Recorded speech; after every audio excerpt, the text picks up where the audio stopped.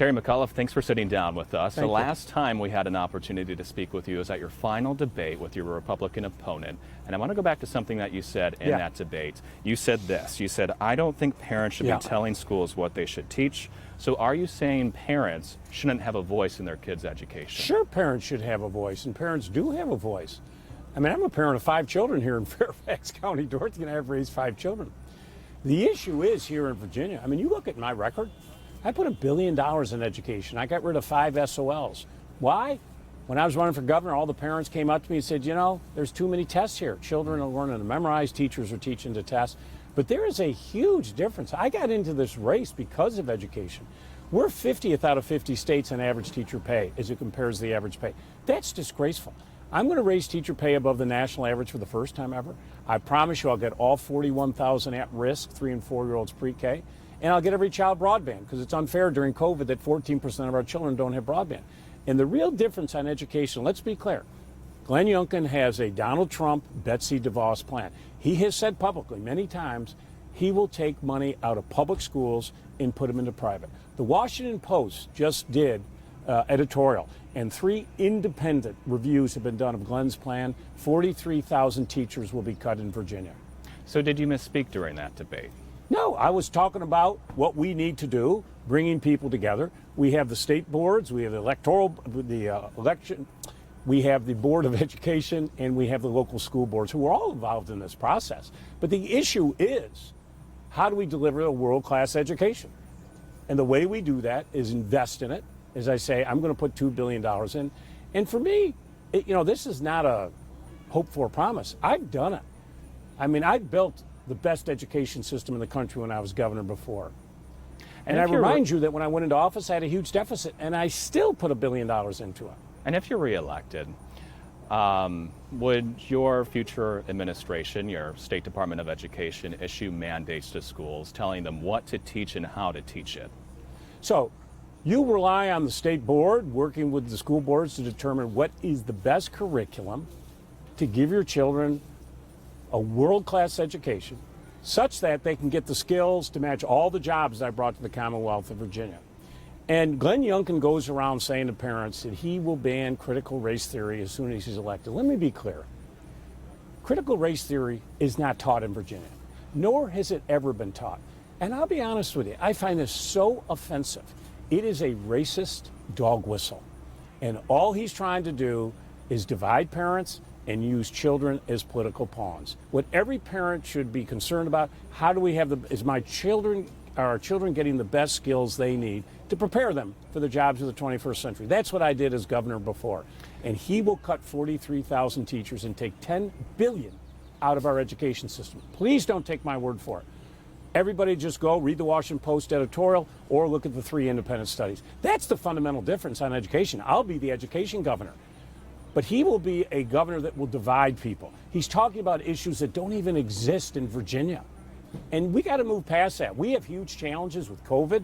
I want to keep our schools open. And let me be clear, schools are not going to stay open with Glenn Youngkin as governor. He says masks come off and teachers aren't vaccinated. I want every teacher vaccinated, and people need to wear masks. I want to get your thought on something that's also getting a lot of attention in Northern Virginia. We've seen over the recent months a flurry of activity at a lot of our school boards in Loudoun County, Fairfax County, and others.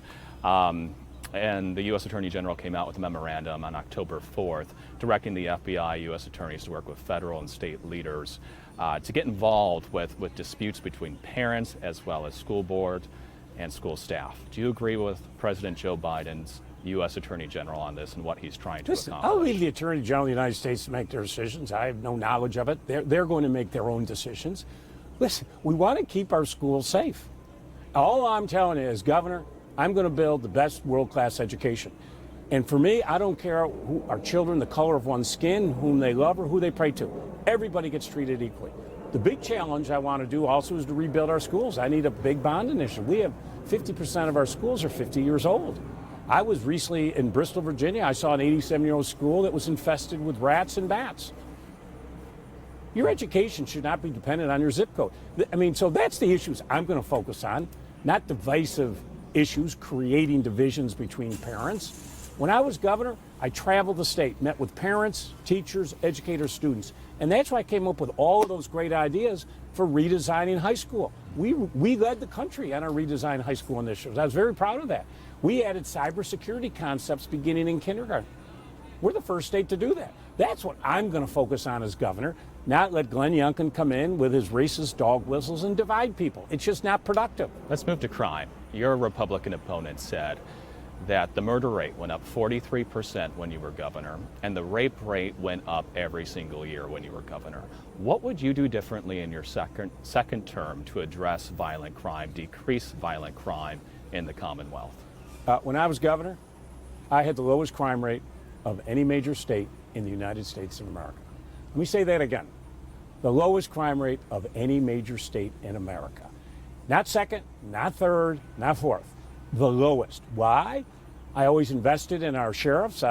When I took office, we had 1,000 sheriffs on food stamps. I thought that was outrageous. So I got a $14 million allocation in the budget to get every sheriff off of food stamps. I invest in law enforcement. I invested in my state police every single year. So I invested, but I will also tell you this. I had the toughest domestic violence law passed in a bipartisan way with a Republican legislature.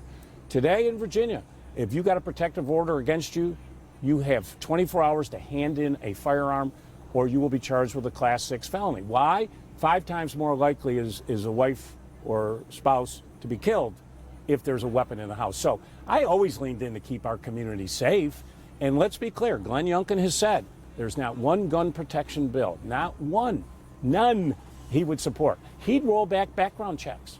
We have a law in Virginia today, if you go on social media and you threaten to kill your spouse, we can go into that house and take that gun.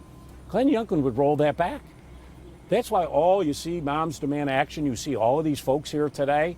He would roll back our background checks. And guess what happens? Criminals get guns and they kill police and they kill civilians. That's not the kind of Commonwealth we want here. I mean, I can only talk about my record and what I was accomplished, but as I say, lowest crime rate in America. So he can have his little Trump talking points.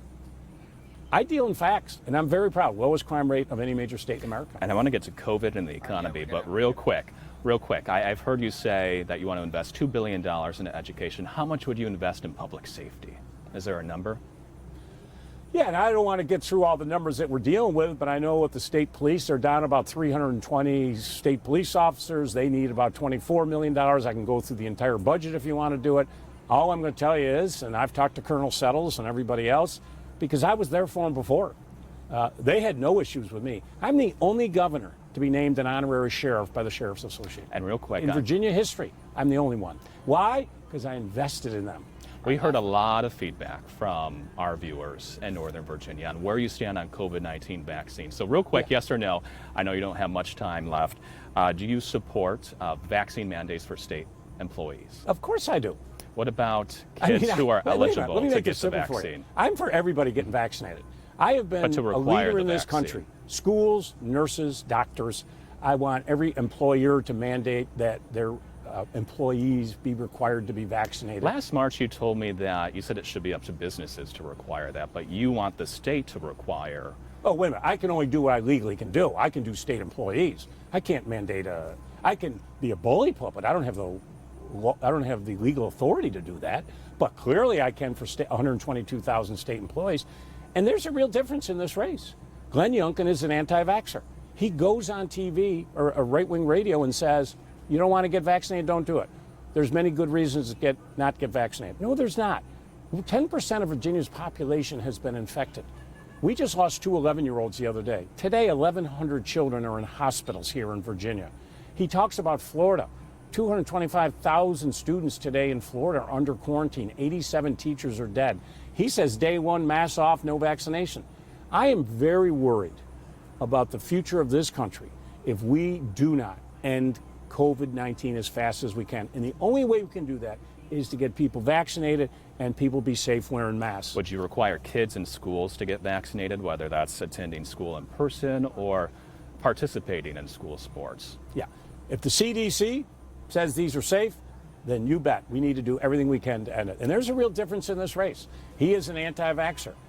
And as I say, I worry about a variant coming along that could become vaccine resistant if we don't end up doing stopping it as fast as we can. I can't keep schools open. We just school closed in Prince William yesterday. 200 children in quarantine. 32 children, I think it was, that has COVID now. So if we got to be smart and follow the science. And if we do that, we'll keep our schools open. I'm worried about women in the workforce. 5.4 million have lost their job. We need to do a better job. We have to keep our schools open, have to do better on child care. I mean, a woman today working in healthcare makes $7.25, home healthcare worker. She has to work 48 weeks just to pay for child care for one child. These are the issues I'm into. I want to raise the minimum wage. I want paid sick days. I want family medical leave. Glenn Youngkin is against every one of those. He has a Donald Trump right-wing agenda. He will ban abortions. Your viewers should be very clear on this. He wants to ban abortions here in Virginia. He says election integrity is the number 1 issue. No, it isn't. Healthcare, COVID, education, job growth. And finally, Okay. All right, we're over. That's it. That's it. Hey, I gave you extra time. Come on, man. You should have asked better questions early on. I mean, you should have asked questions your viewers care about. well, we did.